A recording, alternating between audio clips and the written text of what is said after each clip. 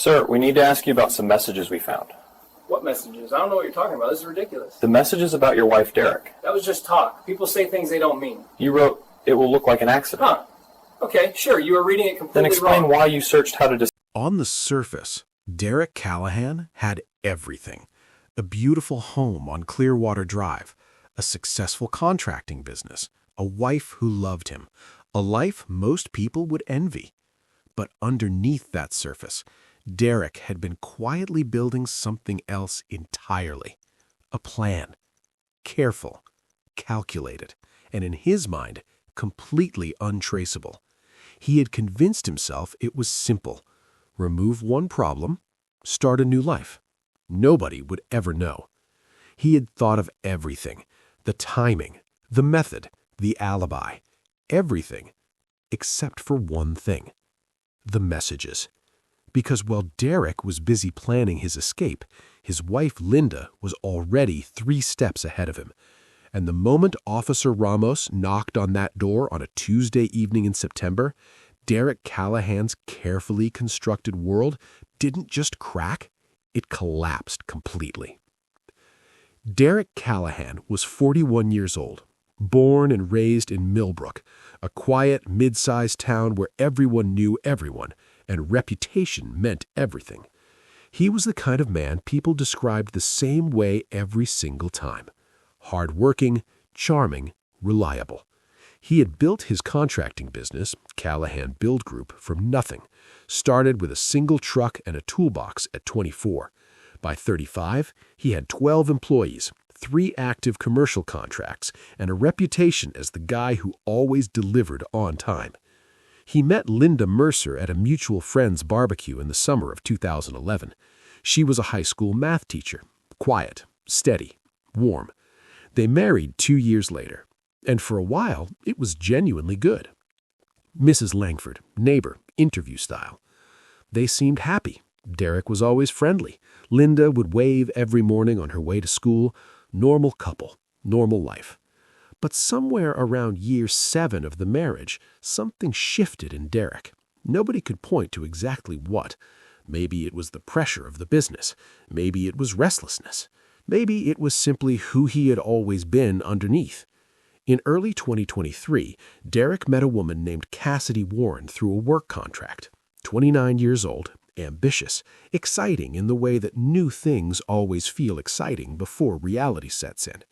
What started as professional contact became phone calls, then late-night messages, then something Derek convinced himself was love. But here was Derek's problem. He didn't want a divorce, not because he still loved Linda, but because a divorce meant splitting the business, splitting the house, splitting everything he had spent 17 years building. And Derek Callahan did not share. So he started thinking, dangerously. It started with small searches, nothing alarming on its own. How to disable home security cameras, common household accidents, insurance payout timelines for accidental death.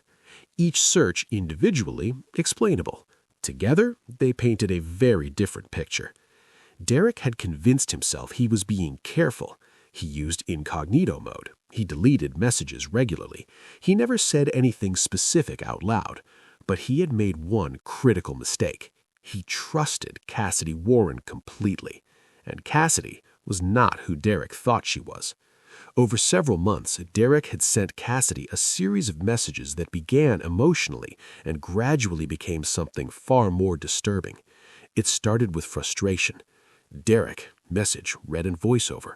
"I can't keep living like this. I need out." Then escalation. Derek, message. "If I just file for divorce, she takes everything. The business, the house, everything." Then something darker. Derek, message.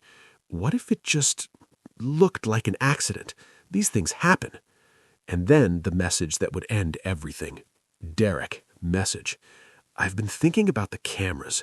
If they were off for one night, nobody would know anything." Cassidy had read that last message and gone completely silent for 4 days. Derek assumed she was processing it. She was, but not in the way he expected, because Cassidy Warren had grown up watching her own mother survive a dangerous marriage, and she recognized something in Derek's words that terrified her. On a Wednesday morning in August, Cassidy Warren walked into the Riverside Police Department and handed investigators a printed copy of every message Derek had ever sent her, all 212 of them. Detected and again, interview style. When we first reviewed the messages, we knew immediately this wasn't venting.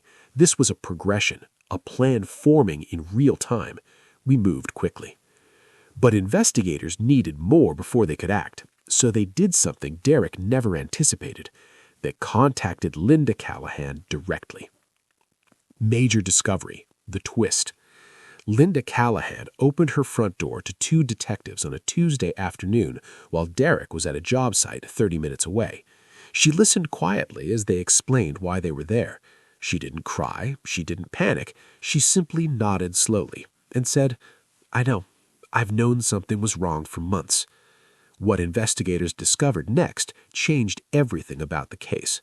Linda Callahan had not been sitting quietly at home unawares. She had been documenting, quietly, methodically, the way a math teacher approaches an unsolved problem. Over 4 months, Linda had kept a private journal of behavioral changes she noticed in Derek.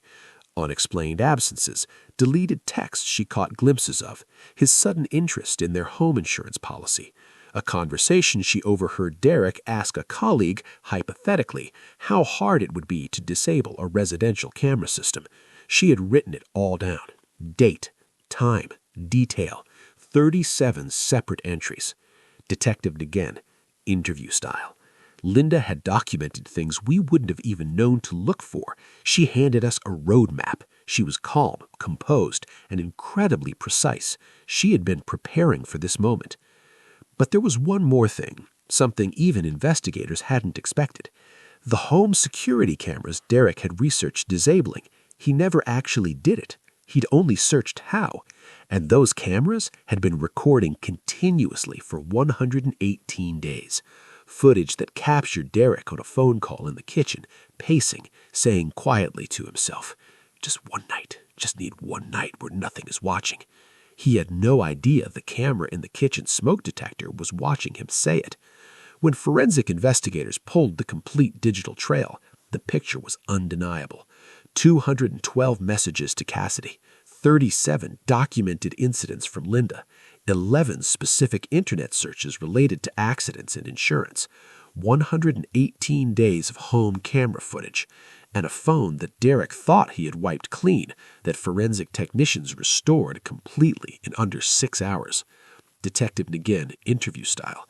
He thought digital meant temporary. It doesn't. Nothing is ever really deleted. We got everything.